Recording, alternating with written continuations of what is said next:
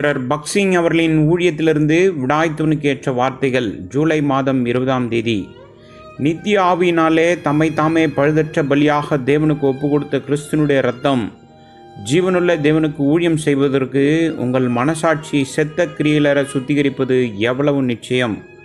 எபிரேயருக்கு எழுதிய நிருபம் 9வது அதிகாரம் 14வது வசனம். இந்த பூமியில் நாம் யாரையும் சரியான நபர் என்று கண்டுபிடிக்க முடியாதபடிக்கு மனிதர்களாகிய நாம் அனைவரும் ஜென்ம பாவமான ஆதாமின் பழைய பாவ சுபாவத்தோடு இருக்கின்றோம்.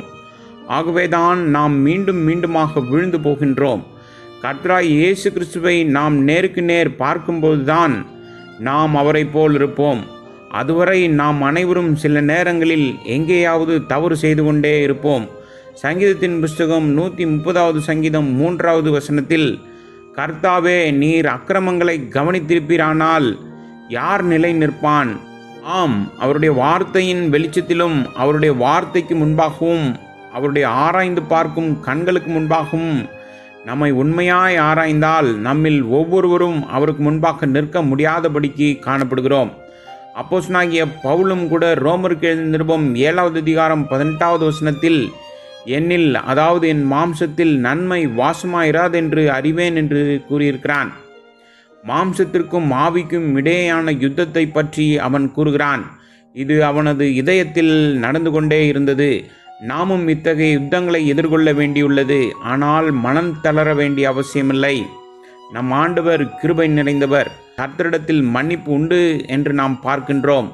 நாம் நம்முடைய பாவங்களை ஒப்புக்கொண்டு அவரிடத்தில் போகும் தருணத்தில் அவர் நம்முடைய பாவங்களுக்காக மரித்ததால் நம்மை மன்னிக்கின்றார். அவருடைய அன்பும் கிருபையும் நம்மால் புரிந்து கொள்ள முடியாத அளவுக்கு அதிகமாக காணப்படுகிறது. எந்த நேரத்திலும் நாம் தோல்வி அடையலாம், அல்லது நமது சிந்தை, வார்த்தை அல்லது செயலால் நாம் தீட்டுப்பட்டால் நாம் நம்மை தாழ்த்தி அவருடைய விலையேறப்பெற்ற இரத்தத்தை விடுதலைக்காக நாம் கோர வேண்டும். பின்னர் நாம் சுத்திகரிக்கப்படுவோம், மன்னிக்கப்படுவோம், மீட்டெடுக்கப்படுவோம். மற்றும் கலாத்தியருக்கு நிருபம் 5வது அதிகாரம் 16வது வசனத்தின்படி நாம் ஆவியில் நடக்க இயலும். எப்போதெல்லாம் நாம் தீட்டுப்படுகின்றோமோ அப்பொழுதெல்லாம் நாம் உடனே கர்த்தரிடம் சென்று, ஆண்டவரே, நான் என்னை தீட்டுப்படுத்தி கொண்டேன், என் மீது கிருபையை காண்பியும், நான் உமது இரக்கத்திலும் மன்னிப்பிலும் சுத்திகரிப்புக்காக உமது விலையேறப்பெற்ற இரத்தத்திலும் நம்பிக்கை கொண்டிருக்கிறேன். இப்படிதான் அவருடனான நமது ஐக்கியத்தை நாம் மீட்டெடுக்க வேண்டும். சங்கீதத்தின் புஸ்தகம் 37வது சங்கீதம் 23, 28, 38 மற்றும் 39வது வசனங்களிலும், நீதிமொழியின் புஸ்தகம் 24வது அதிகாரம் 16வது வசனத்திலும் அவருடைய வாக்குத்தத்தங்கள் நமக்காக இருக்கின்றது. நம்முடைய பலவீனமான தருணங்களில் பிசாசு பல சமயங்களில் நம்மை வஞ்சிக்கின்றான்.